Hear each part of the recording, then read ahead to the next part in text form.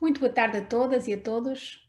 Hoje vamos ter connosco de novo a professora Carla Marques, a quem agradecemos uma vez mais a disponibilidade e colaboração, que vai dialogar sobre algumas estratégias para minimizar os riscos quando navegamos na internet, de modo a que possamos navegar com segurança. Sabemos que a internet pode constituir uma ferramenta útil para fazer pesquisas, para estudar, para jogar, para conviver e compartilhar informações uns com os outros. No entanto, nem só de benefícios vive o universo online, uma vez que o virtual também nos pode deixar a nós, enquanto educadores, enquanto encarregados de educação, bem como aos nossos alunos e alunas, expostos a uma série de riscos. Assim sendo, esta sessão irá constituir um excelente contributo para nos transformarmos em cidadãos digitais, devidamente informados, desenvolvendo nos nossos alunos e alunas algumas das competências do perfil dos alunos à saída da escolaridade obrigatória, nomeadamente no que diz respeito à literacia digital. Faço votos de que tenham uma boa sessão e muito obrigada. Continuidade a esse tema tão pertinente que fevereiro nos convoca nesta segunda sessão, em que contamos novamente com a colaboração da professora Carla Marques. Somos chamados a refletir sobre as questões da segurança que o uso da internet nos impõe. Estamos em tempos digitais, temos um grande desafio à frente quando pensamos em que os nossos alunos vão desenvolver as suas aprendizagens nesse contexto e, mais uma vez, disponibilizamos no âmbito do gabinete de mediação esse acompanhamento da parentalidade e dos meninos e meninas que precisam de algum suporte a nível do acesso ao digital. Portanto, não hesitem, podem nos escrever, podem comunicar com a escola que nós estamos disponíveis a fazer o acompanhamento de todas essas questões. Tenham um bom vídeo. Olá a todos, aqui estamos de novo. O meu nome é Carla Marques e sou professora de Informática do agrupamento Dr. Júlio Martins. No âmbito dos encontros online sobre parentalidade positiva e interculturalidade desenvolvido pelo Gabinete de Mediação, com a colaboração da Associação de Pais do agrupamento, vamos então promover uma partilha e reflexão conjunta entre as escolas do agrupamento e as famílias, no respeitante, mais uma vez, à segurança na internet. Durante o mês de fevereiro, aliás, o mês da comemoração da segurança na internet a nível internacional. Hoje iremos focar-nos na minimização dos riscos para navegarmos com segurança na internet. E sobre este assunto, vou então partilhar convosco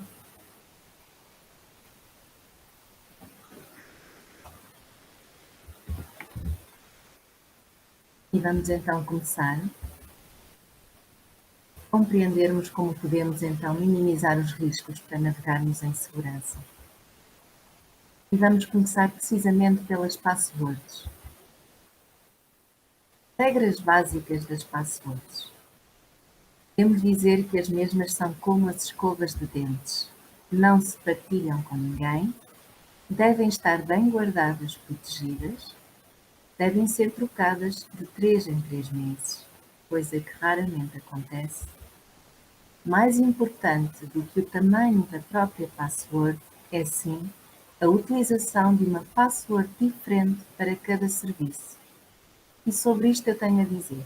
Se tivermos a mesma password no nosso e-mail, no Facebook, em vários serviços, ao alguém saber a password de um dos nossos serviços, passa a saber a password para todos os nossos serviços.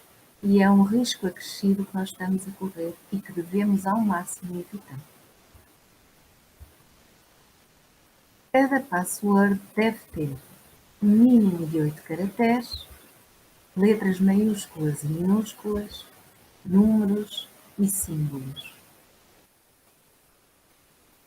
Por outro lado, não deve ter nomes do utilizador, dos próprios, familiares, amigos, animal de estimação, lugares importantes, datas importantes, como a data de nascimento, que é muito comum ser utilizada Nas passwords, e que deve ao máximo ser evitada, nomes e palavras completas. Cada password é pessoal e intransmissível e não nos podemos esquecer dela ou delas. Deve deixar escrita em papéis ou mensagens de forma a que só a própria pessoa perceba do que se trata. Por exemplo, no julgamento do Football Leaks, o Rui Pinto confessou que a maioria das passwords utilizadas pelos membros do Sporting era apenas SCP, Sporting Clube Portugal, completamente desatualizada e fraquíssima. Portanto, da maneira que ele descobriu, qualquer um de nós podia ter descoberto. Outras regras de segurança. O modo de navegação anónima. Devemos utilizar quando o computador é de outra pessoa ou estivermos num espaço público, pois não registra informações como nomes do utilizador e passwords. Como é que ativamos o modo anónimo? Se for com o Google Chrome, clicamos em Ctrl, Shift e N simultaneamente. Se for com o Explorer, clicamos em Ctrl, Shift, P, assim como com o Firefox, Ctrl, Shift, P, e passamos a trabalhar em modo anónimo, que vai ter esta configuração. Trabalharemos então de forma anónima, sem terem acesso às nossas passwords. Como fechar as contas na net? Muitas das vezes as pessoas simplesmente fecham na cruz de fechar janela, mas quando estamos a fechar as nossas contas, nós temos que fazer sair, senão as nossas contas ficam simplesmente abertas. Nunca esquecer de fazer sair. Clicar no botão de sair e não apenas na cruz que fecha a janela, pois as contas ficarão na mesma abertas. Como ser um bom cidadão digital? Não partilhar dados pessoais, não aceitar pedidos de amizade a desconhecidos, ter um perfil privado ao máximo apenas para os nossos amigos, não postar fotos de ninguém sem autorização, não identificar ninguém numa fotografia sem autorização, optar por redes Wi-Fi protegidas quando se está a aceder ou a transmitir informação pessoal, de preferência em nossa casa, como por exemplo aceder ao banco online. Pensar antes de publicar. O que publicamos é o nosso reflexo. Fazemos, por assim dizer, uma pegada digital daquilo que vamos publicando. Por exemplo, uma fotografia ou um vídeo publicado pode revelar muita coisa.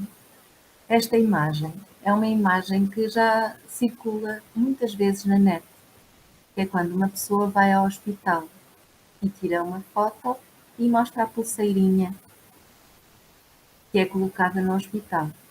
Essa pulseira revela muita coisa, desde nome, data, morada, familiares, amigos, locais frequentados. Podemos chegar a muita coisa, a localização no momento, a zona de residência e até números importantes, dados importantes sobre nós, como seja a segurança social, o número do utente e por aí fora.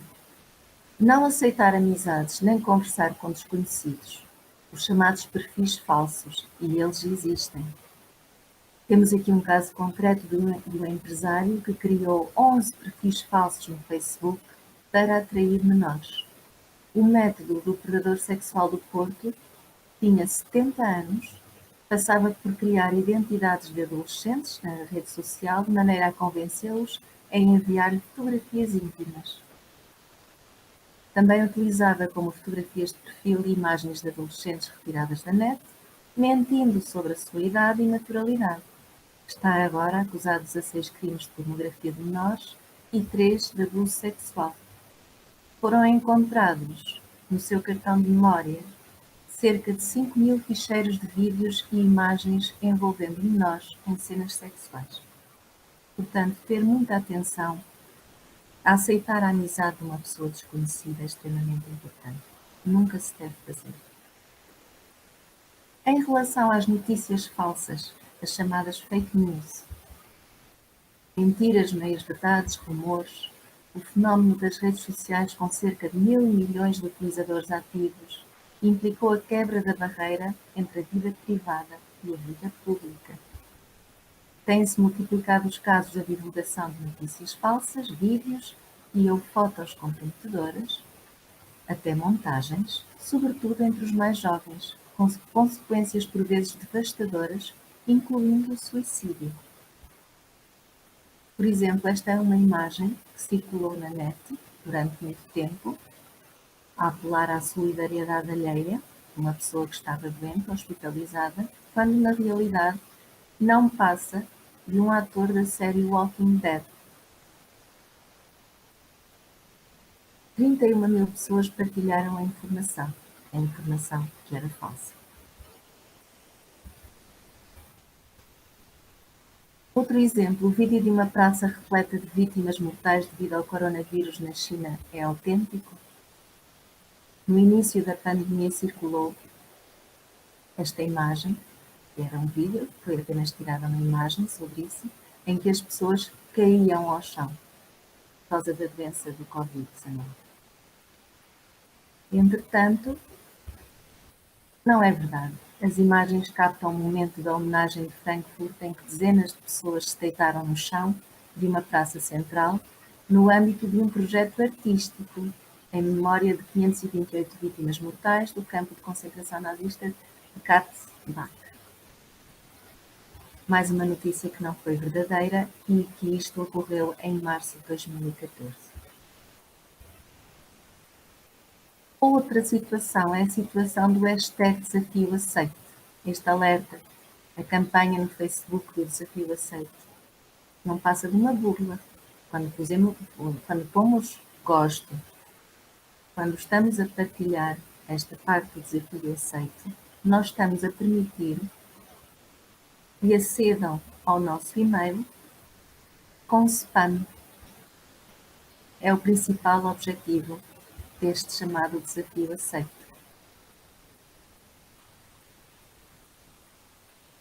Cola e identifica os teus amigos, desafios tal como fiz contigo. O desafio tornou-se viral e milhões de pessoas aceitaram fazê-lo em Portugal e continuam a aceitar. É sempre necessário certificar se há alguma organização credível por trás de uma campanha. Se não for o caso, não se deve participar.